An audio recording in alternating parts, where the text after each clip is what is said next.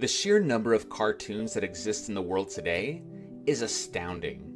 From major production companies working to create the next future classic animated feature, to a single person making their own cartoons and posting them online for the world to see, the number of new cartoons is limited only by the creativity of the people concocting them. With more animated content being produced than ever before, maintaining success has only increased in difficulty. Even if a cartoon were to become an overnight sensation, there's no guarantee that it'll be anything more than a flash in the pan. The possibility of getting lost in the shuffle of what's to come being more likely with every passing day. In the rare case a cartoon does prove to have lasting power, not even longevity is foolproof in maintaining viewership. People grow out of watching cartoons, the characters don't evolve, and sometimes just fail to maintain relevance in the public eye. Take for instance the classic American doll duo of Raggedy Ann and Andy. Created by author and illustrator John Gruelle, Raggedy Ann came to life in 1918 in the book Raggedy Ann Stories, while her brother Raggedy Andy was introduced in 1920. The premise was simple. The toys would be brought to life through the imagination of a little girl named Marcella, and their stories captured the imaginations of children worldwide, selling millions of copies over the decades of over 30 books written by Gruelle, and are still popular today. As the media landscape evolved, the Raggedys were involved in every part of it, from radio shows to modern stage plays, and of course, animation, with numerous movies and television specials being created around the pair. In 1988, to celebrate their 70th anniversary, The Adventures of Raggedy Ann and Andy was created. It was the first animated series for the duo, but also their last major animated network TV project, canceled after a few short months. It's been over 30 years since the series' debut, with no major follow-up of any kind having been made since. Was it that bad it essentially sunk the brand? Or has the world simply moved on from the once beloved stuffed twosome? Let's look back at the original Toy Story. This is The Adventures of Raggedy Ann and Andy.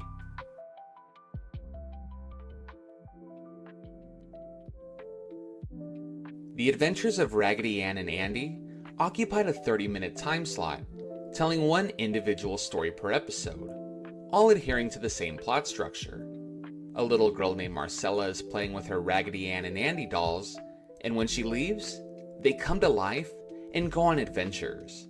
Raggedy Ann and Andy are the titular stars of the show, but are also joined by a whole slew of new toys, including Raggedy Dog, Raggedy Cat, Sunny Bunny, Camel, and Grouchy Bear, a total of 7 characters, which is undoubtedly a large cast, but are all separated by their very distinct personalities. Raggedy Ann is the mature, given leader of the group. Raggedy Andy is the rambunctious, fun-loving scamp. Raggedy Dog is Andy's enthusiastic canine companion. Raggedy Cat is snobbish, but with a kind heart. Sunny Bunny is a naive, happy-go-lucky youngster. Camel is a gangly, awkward fellow. And Grouchy Bear is an ever-constant grump. Also helping to make these characters stand out are their respective voice actors: Christina Lang, Josh Rodin, Dana Hill, Kat Susi, Katie Lee, Kenneth Mars, and Charlie Adler, all legends in their own right. Balancing equal screen time and lines between the group, known as the Raggedys, is a daunting task, but it's handled here in such a way that's so simple, I'm surprised it isn't done in more cartoons. They split the gang up, not in the middle of the episode either, but in the beginning. The 7 will be together in Marcella's playroom, and when a new adventure is about to go underway, 1 or 2 of the group members will stay behind, volunteering out of fear or some other excuse. Raggedy Ann and Andy are the mainstays in every episode, so this is a fun way of mixing up who goes on which adventures, preventing things from getting too stale, and getting to see different combinations of characters in unique scenarios with each other. That brings us to the episodes themselves. When Marcella is playing with her toys, she'll be doing something specific, like showing off her new locket or playing with new space-themed action figures. Once she leaves, the Raggedys come to life, and whatever Marcella was doing at the time becomes the theme of their adventure. Thankfully, they don't play out in typical fashion, and these stories end up being the highlight of the show.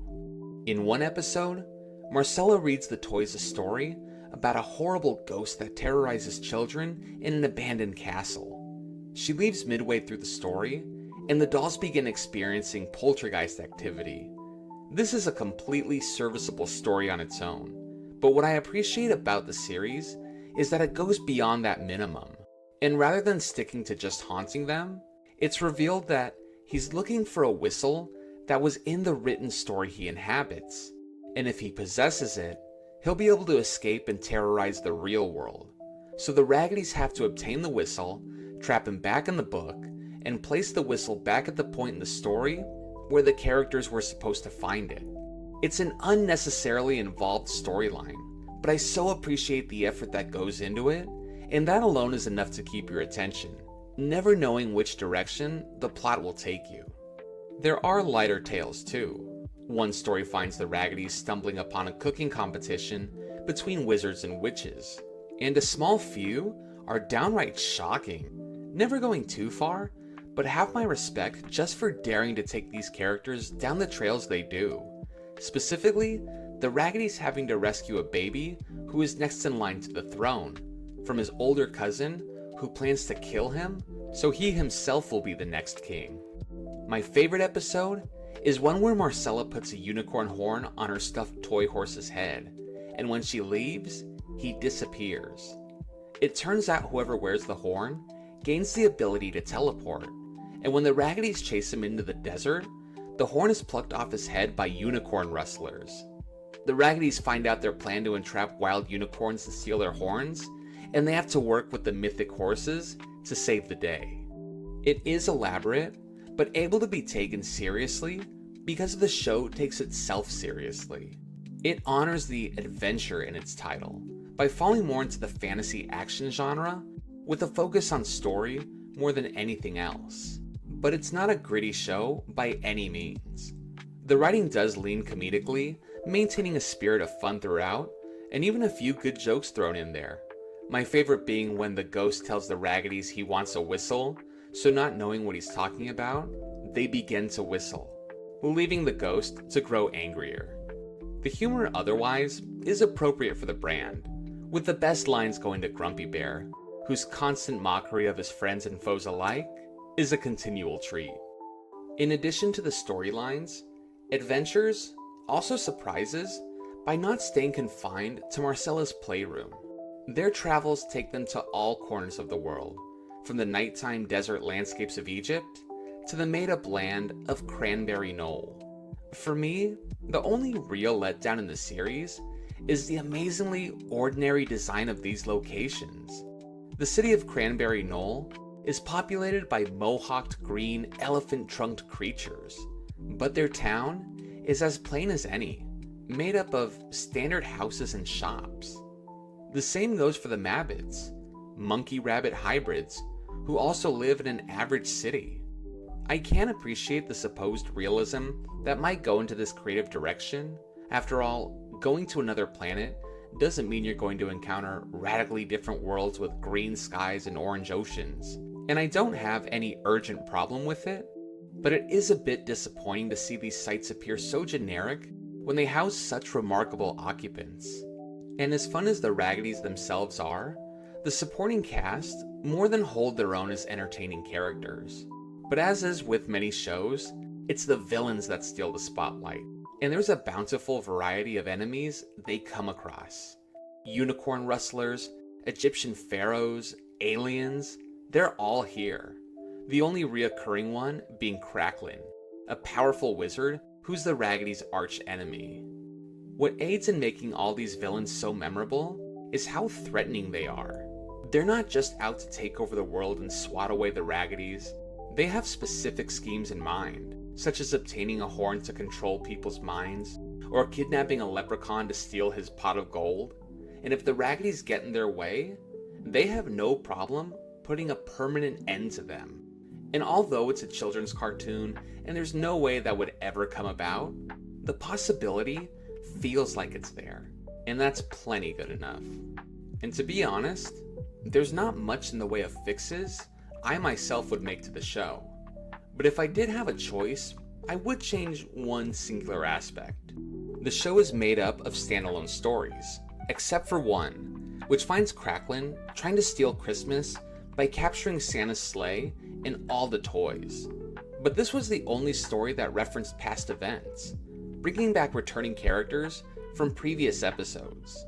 I immensely enjoyed the crossover of these past characters to take on their now common foe, and I like the idea of having an overarching story, and it doesn't need to dominate the show.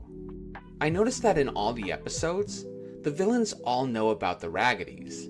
We don't know if it's by reputation, and it doesn't seem to be from previous encounters, so maybe this first season could be how the Raggedys earn this reputation that has made them so known across the land.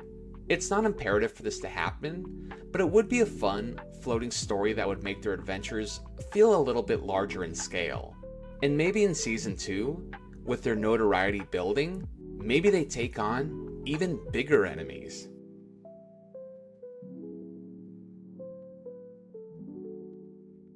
The Adventures of Raggedy Ann and Andy was short-lived, only running for 13 episodes, ending the same year it premiered.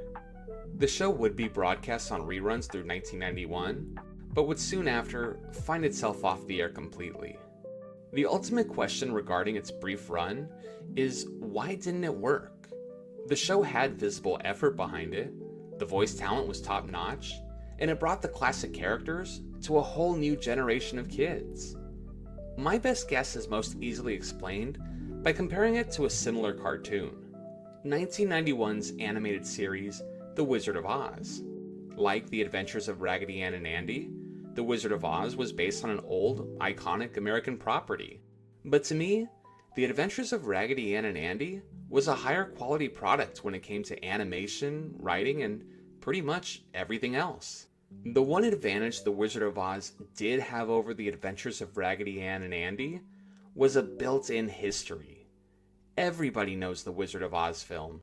Even those who haven't seen it are at least familiar with some of the film's features. Dorothy's Red Shoes, the Cowardly Lion, the Wicked Witch, the Yellow Brick Road. All these things are ingrained in people's minds, and have been for so long. With Raggedy Ann and Andy, the names may be known, even what the dolls look like. But who are Raggedy Ann and Andy? What are they about? What are their defining character traits and characteristics? They're toys. Most people don't even know that in the stories, they come to life. It may not have been what sunk the show, but having a head start with audiences when trying to restart a franchise is paramount, and though their names were recognizable, anything extending beyond that may not have been as well known. The Adventures of Raggedy Ann and Andy is a noteworthy marker in the franchise's history, not just because to this day, it remains the most recent attempt at bringing the dolls back into the public spotlight in a major way, but because it tried to win audiences over with a bold direction for the Raggedys. It would have been easy to play it safe and tell a story that would have been acceptable to only the smallest of children. But because of the effort of the talented team who took this project seriously, it didn't just exceed expectations, but as a show, it exceeded many of its contemporaries as well. And while it may not have stuck with the public, I know that all I have to do is replay the show, and Raggedy Ann and Andy will come back to life once more.